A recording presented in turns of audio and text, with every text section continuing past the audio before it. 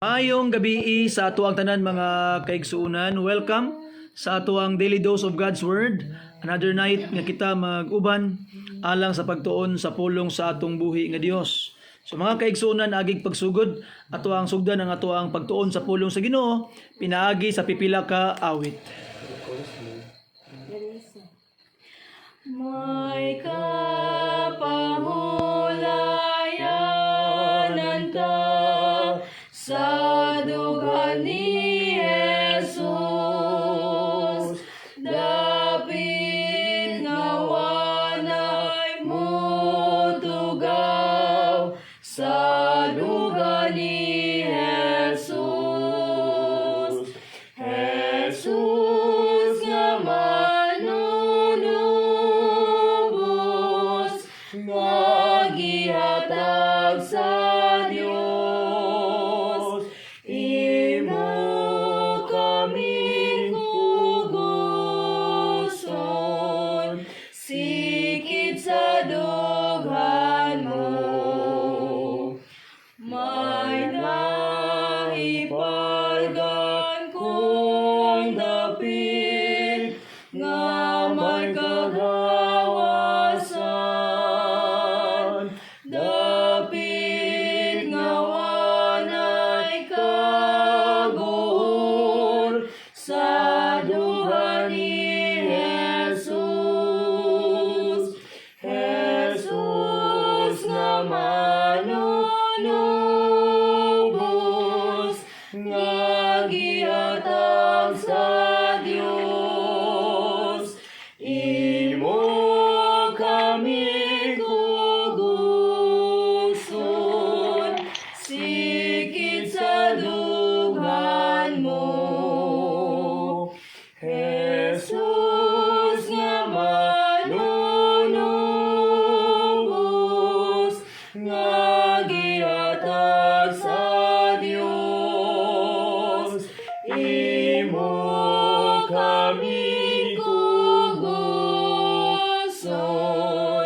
sikit sa dughan mo. Amen. Thank you for that wonderful song mga kaigsuunan. And by this time, akong gihangyo ang tanan to please open your Bibles with me in the book of Ephesians chapter 4. And let us read the first 6 verses mga kaigsuunan.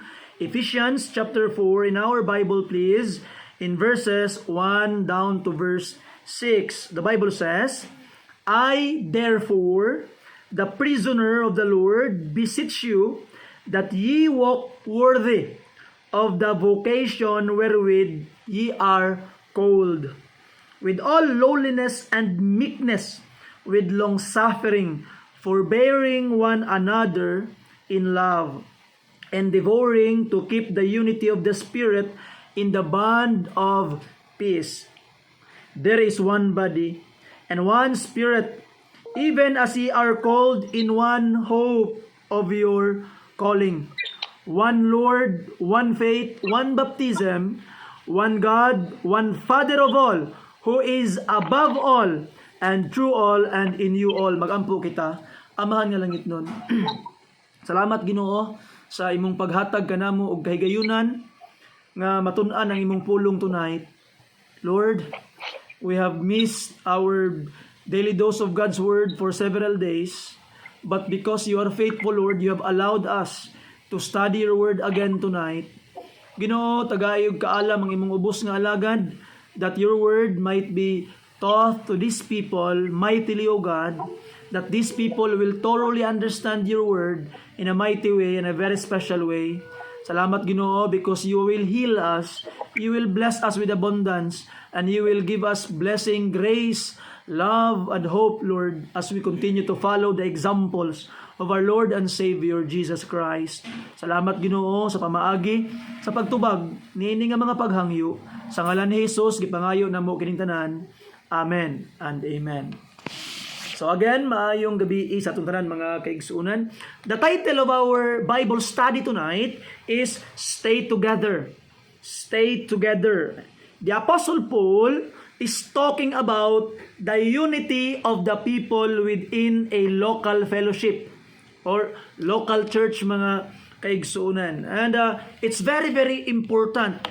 Importante kaayo ni nga mga butang nga ato gayud nga masabdan, mga kaigsuunan, isip mga Kristohanon. And the principles that is being taught here, even though it is first and foremost applicable to a local fellowship of a church, it can also be applied to the unity of your own family, to the unity of your own job, to the unity of your own neighborhood. So, in every aspect sa atong kinabuhi, mga kaigsunan, it can be applied ang mga principles na gitudlo sa pulong sa Ginoo for us to have unity within our churches, within the fellowship of our churches, mga kaigsunan. First of all, we must remember that when we join a church, we join a family. Wala lang ka nag-join sa usa ka organization, wala lang ka nag-join, mga kaigsuunan, sa usa ka club, usa ka cliche, usa ka clique. But ato makit-an, mga kaigsuunan, you joined a church. You joined a family. And because we share the same Father, the Father in heaven, and we are one family, we are brethren in Christ, mga kaigsuunan. But ato makit-ano, there are silly things and almost laughable reasons why churches splits in our time today. And way back in 1800s, sa ato ang Daily Bread, mga kaigsuunan, akong gibasa ganina, katawanan kaayo ngano nga naay split na hitabo sa ilang church in the 1800s. Kabalo mo unsa nahitabo? They made a potluck. Nagpatluck sila, mga kaigsuunan, og didto sa ilahang potluck karon naay duha ka membro sa simbahan nga naglali sila kung kinsay mukaon sa pinakaulahian nga drumstick nga ilang giluto, isa ka pinakaulahi nga fried chicken nga ilahang giluto, mga kaigsuunan. Atong isa niingon siya nga, the Lord, it is the will of God for me to have this last drumstick of chicken. Unya katong isa tubag pud siya, the Lord doesn't care, I want to eat that drumstick. Ang nahitabo, mga kaigsuunan, nagkalalisay silang duha. And because of it, katong isa, go into the other side of the road and build his own church. And thus, began nga na-split ang ilang gitawag nga simbahan. So, almost laughable, katawanan, nga nag-split ang church because of that very, very small and unimportant, laughable matter. But, as I have meditated on those things, nakaana ako sa akong kaugalingon, sakit o malandungon, nga naman, kay gakahitabo kini. It is not part of the plan of God. It is not part, mga kaigsunan, sa gitudlo sa pulong sa Ginoo. Those division na hitabo only shows that those people are not following the will of God, because God wants us to stay together. God wants us to be united, mga kaigsuunan. Now, let me ask you this question. What kind of church are you in? What kind of church you belong? And sometimes, makadungog kag mga tao, mingon nga, ay, among simbahan, nindot kay among simbahan. And they refer to the building. They refer to the facilities. They refer to their pulpit. They refer to their whatsoever things inside the building. But mga kaigsunan, when I ask, what kind of church do you belong? I mean, what kind of people are those who are worshiping inside the building? You see, unsang klase nga tao, mga kaigsuunan, or unsang klase nga mga Kristohanon ang gitawag nga naa sa usa ka gambalay. Because the church is not the building, the church is people. And in the church, mga kaigsuunan, if we wanted to pursue unity, we must understand what kind of unity we must have. What kind of unity we are asking. Unsa man ang klase nga unity? Unity in diversity. Remember that. Unity in diversity. pag mo join kag church mga kaigsuonan, it doesn't mean nga magkapareha na mo og kinaiya, magkapareha na mo og ethnic group, magkapareha na mo og mga principles og panglantaw sa kinabuhi. No. The true unity mga kaigsuonan, even though there is diversity, there is differences of opinion, even though there is differences of race, even though there is differences of family background, even though there are differences of experiences, even though there are differences of traditions in their homes, united in Christ. So even though there is diversity, because the bond of our unity is Christ, then there will be genuine unity mga kaigsuonan. No? Kay kung moingon ka karon nga mapareha mong tanan, ay muratag nahimo na ni og ganang golf club, basketball club, swimming club nga nagkahiusa sila because they are the same. They are the same swimmers, they are the same sports people. But in our church mga kaigsuonan, there must be true unity even the people are diverse from different ethnic groups, from different nationality, from different upbringings. Inside the church, there is true unity. So muna atong ginamin when we talk about the unity in the church mga kaigsuonan, it's not uniformity. Lahi ang uniformity, lahi pod ang unity mga kaigsuonan. Uniformity is not true unity mga kaigsuonan. You see? And now, to achieve that unity, tanawon mo ang first nga giingon ni Apostle Paul in verse 1, I therefore, the prisoner of the Lord, beseech you that ye walk worthy of the vocation wherewith ye are called. Vocation. What do you mean by vocation mga kaigsuonan? In our time today, we understand vocation as trabaho sa tao. Kung sa imong vocation ay nurse ko, sa imong vocation ay teacher ko, ay pastor ko, ay mo niya akong vocation. No, that's not the biblical vocation we are talking about. What we are talking about talks about more on character. Not what you do, but how you do it. Not what is your occupation, but how you perform your occupation, meaning your character, imong pagkatao. So ato makitaan mga kaigsuonan that we must have good character. The vocation that God called Christians is a good person. You must be a good person. You must be a person of morality. You must be an obedient person. You must be a person mga kaigsuonan nga matawag og good man, good woman. And that is what we are talking about when we talk about vocation ani nga teksto mga kaigsuonan. And in verse 2, in order to achieve that unity, kani nga mga character, kani nga mga vocation, gisulti ni Apostle Paul, there are 4. Okay? First is lowliness, meekness. Second, long-suffering and forbearance one another in love. What does it mean? Kaning upat, kung gusto ta nga na ay unity sa usa ka simbahan, dapat naaning upat mga kaigsuonan. Unsa man ning upat? First is lowliness. What do you mean by lowliness mga kaigsuonan? When a person is lowly, meaning in other words mga kaigsuonan, humble or humility. Unsay pasabot ana? You must see yourself as how God sees you. Again, you must see yourself as how God sees you.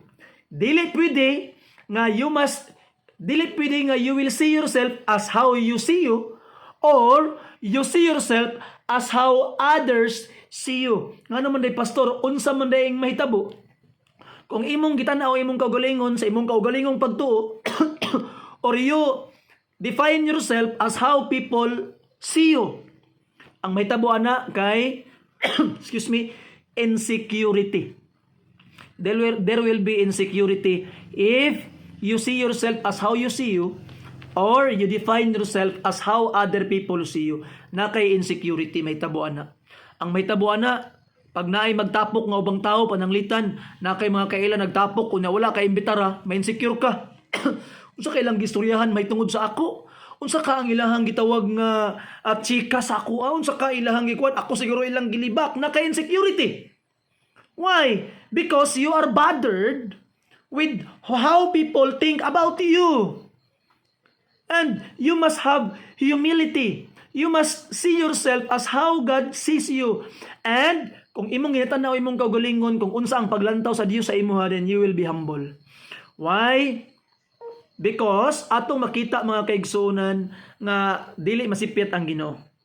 Tama ang paglantaw sa Ginoo sa imong kinabuhi.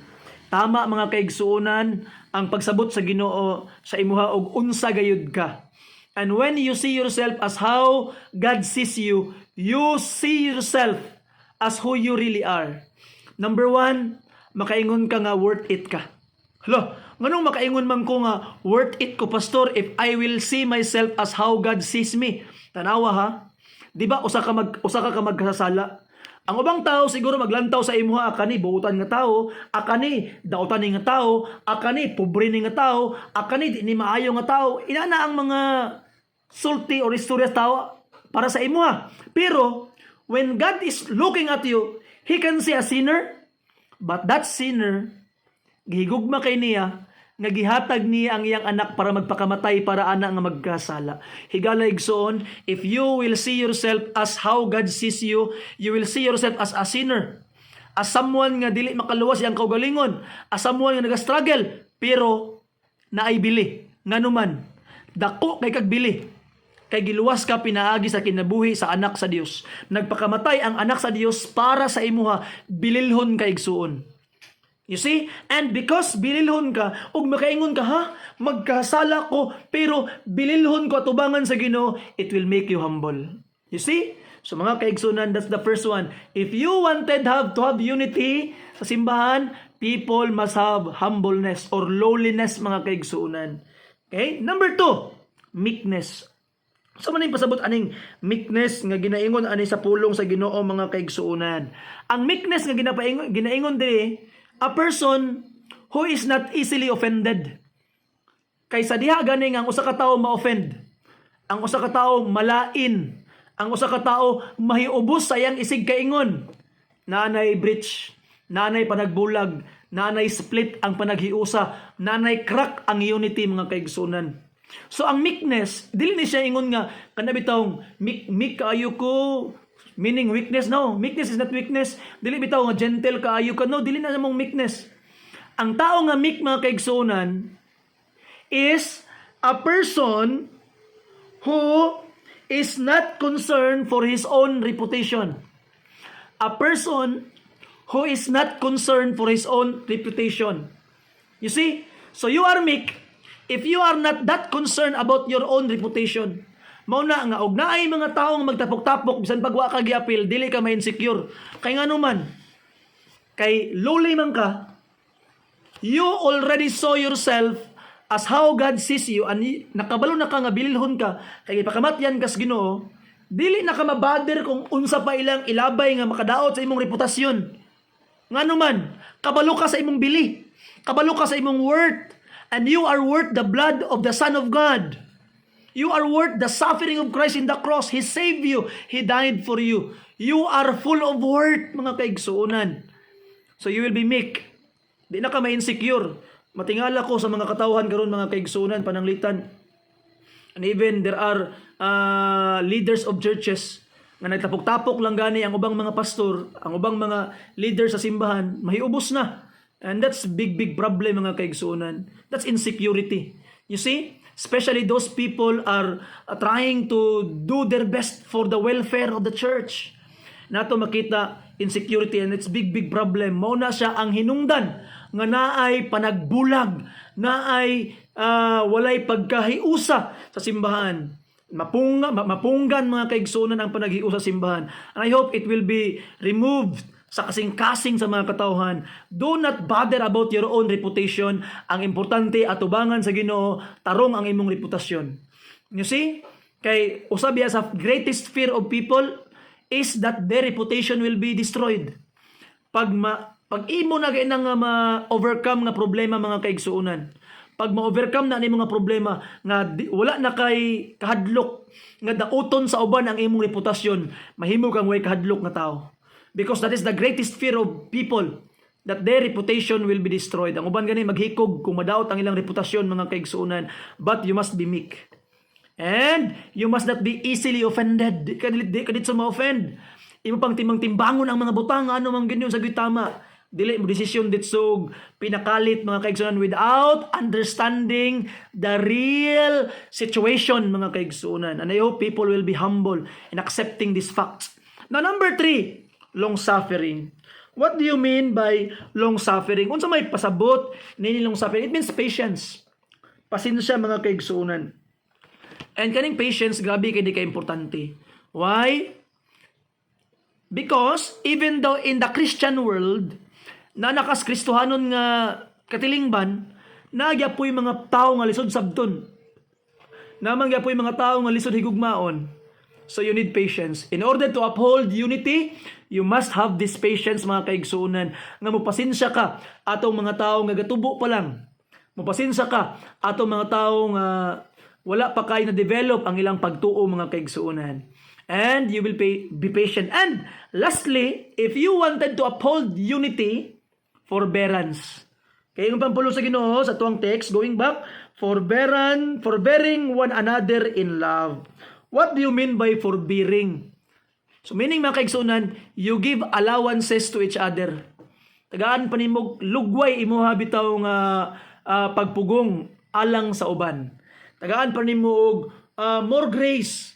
Tagaan pa nimo og forbearance ang uban mga kaigsuunan. And that is forbearing one another in love. If you have these 4 things mga kaigsuunan, if the church have these 4 things, ma-uphold yun ang unity. And it means kaning upat nagapakita ni mga kaigsuunan nga you are mature but there is charity in that maturity. Okay, nakuha nimo, you are mature, but in that maturity, there is charity, meaning gugma. Namang ko'y mga tao nga mature kuno, daganag nabawaan, pero walay gugma. You see, dapat mag-uba na ang duhang gugma o ang pagkahamtong. Hamtong lang kasi lang pagkasaba sa uban. Gugma lang pug ka, ay imong pasagdan ang uban nga mahimog daotan. Pero og nakay pagkahamtong o gugma, imong mahigugmaon nga giyahan ang uban. So mao na mga kaigsunan. And pinaagi niya na nga mga butang ang unity, ang panaghiusa mga kaigsuunan ato nagayud nga maangkon. Ang panaghiusa mga kaigsuunan ato nagyud nga ma-uphold sa ato nga mga kinabuhi. See? And now, unsa man ang gihimo nga example ni Paul ani nga unity? Unsa ang gihimo nga example para tulang taon para makaangon ta mo ni akong goal in ani nga unity akong ipangita. Kabalo ka unsa nga example ang gigamit ni Paul? Kung basahon ni mga kaigsunan, ang gitawag na verse 3 sa basugod, verse 3, endeavoring to keep the unity of the Spirit in the bond of peace. So if you have those 4 things, there will be bond of peace. Gapos sa kalinaw. So di gid mabulag ang kalinaw sa imong mga kaigsunan kay ang nigapos sa panaghiusa ang gapos sa kalinaw. And now, unsa ang gigamit ni Paul nga illustration to describe these things? Verse 4, there is one body and one spirit, even as ye are called in one hope of your calling, one Lord, one faith, one baptism, one God and Father of all, who is above all and through all and in you all. So unsa ang gigamit ni Paul mga kaigsuunan? God. God is 3 persons. But this 3 person is united into one being. There is only one God. Dili tulo ka buok Dios ang Trinity, isa ra ka Dios, pero kaning kaning isa ka Dios, one God, na ay 3 persons, one what and 3 who. So when kag what? God, only one God, wala na laing Dios sa kalibutan nga tinuod nga Dios. Who? Father, Son, and the Holy Spirit. And throughout the Bible, you cannot find nga nagbangi ang Amahan, Anak, o bala ang Espiritu. These 3 divine person agree in one. Okay? And they are cooperating perfectly. Nagkahiusa. So inana mga kaigsuunan ang unity nga gusto sa Ginoo nga mahitabo sa atong mga kinabuhi mga kaigsuunan. Mabitaw na ang giingon ni Jesus Christ in John chapter 17. Open your Bibles there please. John 17. Okay? Unsa man ang giingon sa pulong sa ato nga Ginoo in verse 21 to 23, that they all may be one, as thou, Father, art in me, and I in thee, that they also may be one in us, that the world may believe that thou hast sent me. And the glory which thou gavest me, I have given them, that they may be one, even as we are one, I in them and thou in me, that they may be made perfect in one, and that the world may know that thou hast sent me, and hast loved them, and thou hast loved me. You see? Tungod pa ni Ginoong Hesus, mga kaigsunan, nga Ginoo, magkahiusa unta sila, susama nato nga usa. So mga kaigsunan, the ground of our unity, the foundation of our unity is God. And He is our best example, ang atong Dios, mga kaigsunan. You know, I hope with the grace of God no nga ang simbahan walay division nga mahitabo. That's why ako agyong gi-call, panawagan ako sa inyuha nga mga Kristohanon nga be faithful to God. So ang ato ang loyalty is wala man sa pastor. Ang atong loyalty is wala man sa leader sa simbahan. Ang atong loyalty is na kang Jesus Christ, mga kaigsunan. Mabitaw na nga ang simbahan magkatibulaag, mag-split. Ngano man ang ilang loyalty na sa tao. Pag ingon ani nga tao karon nga ay kana nga pastor di man na maayo, kana nga tao di man na maayo. So tungod kay ang ilang loyalty naaman sa tao, katong ilang leader, ang ikalugutan sa ilang leader, di na po sila ganahan. What happened? Is that biblical? No, of course not. So our loyalty is not to man. Our loyalty is to Jesus Christ. You see? And kung nagsunod ka kang Jesus Christ, and if your loyalty is in Him, kung mahimo man galing pandol na imong pastor, mapadayon kag pagpangalagad sa Ginoo, nganuman wa ka nagtanaw sa tao, nagtanaw ka sa Dios. Mabitaw na diri kidapawan akong giingnan ng simbahan, pag moabot na gani ang panahon that I will be the one to become a stumbling block to you. Ako na ang mahimo ninyong kapandulan. Dili na ko maayo nga mahimong leader sa simbahan. I personally now pray to God nga Lord, kuhaan ako Ginoo.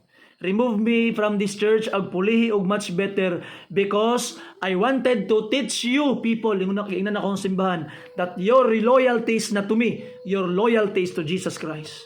You see? So imong loyalty na kang Kristo Jesus, mga kaigsuonan. No matter what people do around you, no matter what you can see to people, di ka ma-discourage. Magpadayon ka sa pag-alagad kay ngano man naa ka loyal kang Jesus Christ. So igsoon, be loyal to Jesus. And I hope that you would love Jesus. And you can love Jesus by obeying your pastor. You can love Jesus by serving in your churches, mga kaigsunan. Because yun pang Bible, there is one body and one spirit, even as ye are called in one hope of your calling, one Lord, one faith, one baptism. You see? So we must share all these things sa itong mga kinabuhi. And I hope wala na simbahan nga mabulag. Wala na simbahan nga makrak. Wala na fellowship nga mabubungkag. I hope nga magkahiusa na. I hope with the grace of God na aning upat ka butang, long suffering, lowliness, meekness, forbearance. And if these things are present in your life, then unity is possible. So we can stay together. Stay together. So mga kaigsunan, ato pong iampo nga atong devotion, magstay together pod. I'm sorry because atong Lunes wa gid ko tingog, Martes wa pud ko tingog. Nahurot gid kay akong tingog because a lot of speaking engagement nga nahitabo. And we are very very busy, but we praise and thank the Lord nga naata karon nag-uban. And I ask you to please pray sa amo ang umaabot nga family Christmas and Family Sunday this coming Sunday. Apil sa inyong mga pag-ampo, and of course all of you are in our prayers. I hope mga kaigsunan nga atong ibutas tong unahon na karon. Now last thought na lang and I will close. What are you doing to maintain unity in your church? Unsa man ang imong ginabuhat para ma-maintain ang unity sa imong simbahan? Unsa man ang imong ginabuhat para ma-maintain ang unity sa imuhang panimalay? Unsa man ang imong ginabuhat para ma-maintain ang unity sa imuhang workplace? I hope those 4 things imong i-develop og imo pong itudlo sa uban. Ngano man, if those things are present with us people, there will be true unity. Og dili na ma-achieve nga unity Because the true bond of our unity is Jesus Christ. Kinahanglan kang maluwas. You need to be saved. If you wanted to experience this unity, ingon pa ni Jesus Christ, nga Ginoo, mahimo silang usa, so sama na to nga usa. So you can only understand that unity if you are saved. Kaya ato ang example, atong ground and foundation is the Lord Jesus Christ, the Father, and the Holy Spirit. If you don't know them, if you don't know God, then you cannot have this unity because they are the foundation. So be saved today. Saan pagkalawas, Pastor? Pag hinulusor sa mga sala. Og dawata si Kristo Jesus nga mahimo nimong Ginoo og manluluwas nganuman kay nagpakamatay siya, gibayaran niya imong mga sala. Gilubong og nabanhaw siya. Og tungod kay nabanhaw siya mga kaigsuonan, maluwas kaniya karon kay buhi siya. Kung tawgon nimo siya, Ginoo, luwas ako, maluwas kaniya, he is alive. He can save you. Salamat sa inyong pagpaminaw mga kaigsuonan. I hope we will have and experience this unity. Dili lang siya mahimong principle, but it must be something we experience in our lives. One song, alang sa tuang tanan.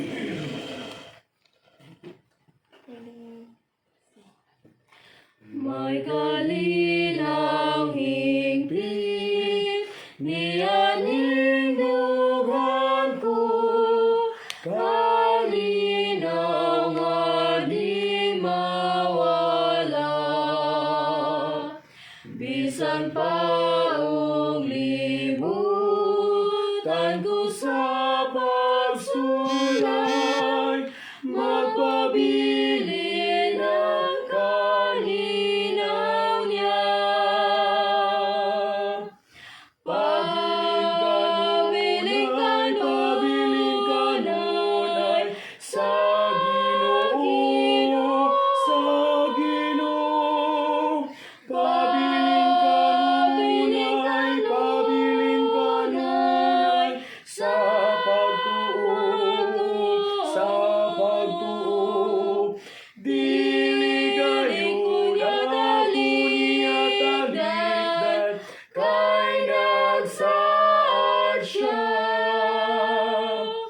Di ko niya talikdan, o dili ko niya yan.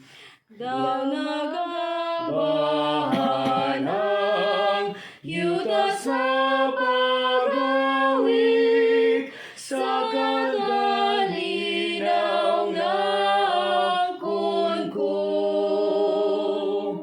Iyang agikuha ang tanang kasubok, sa kalinaw di alidan niya. Pabiling kanunay sa Ginoo, sa Ginoo ko. Pabiling kanunay sa pagtuo, sa pagtuo. Dili gayon ako niya talikdan, kay nagsaad siya. Di ko niya talikdan, o dili ko niya yan. Amen. Salamat kayo sa mga pag-awit, mga kaigsunan. So, namoy mga prayer request. You wanted to pray for something, and we are willing to pray with you and to pray for you, mga kaigsunan. Pwede ko nyo PM sa akong account, and you can just chat and send me your prayer request, and I will be praying for you. Magampot ha. Amahan nga langit nun. Dalaygon ka sa walay katapusan. Salamat Ginoo sa imong mensahe nga gihatag kanamo, Lord. Salamat Ginoong Dios sa mga panalangin nga imong gihatag kanamo, mahal mga pahinumdom. And thank you, Lord, because you are unity. And you wanted us to be united also. But Lord, there are times that the church are having cracks and divisions. But Lord, in Christ, we will have true unity. So Ginoo, pasaylo ami amahan sa among mga shortcomings. Pasaylo ami Ginoo sa among mga kasaypanan amahan, and help us to uphold and to really experience this unity Ginoo nga imong ginatudlo sa imong pulong. Salamat sa imong kaayo. Help us to stay together. We pray And we hope to receive all these things, Lord, because we ask in the name of our Lord and Savior Jesus Christ. Amen and amen. Salamat ug maayong gabi alang ganatong tanan. Amen. Salamat, Pastor. Good night. Good night po. Salamat. God bless you. Good night.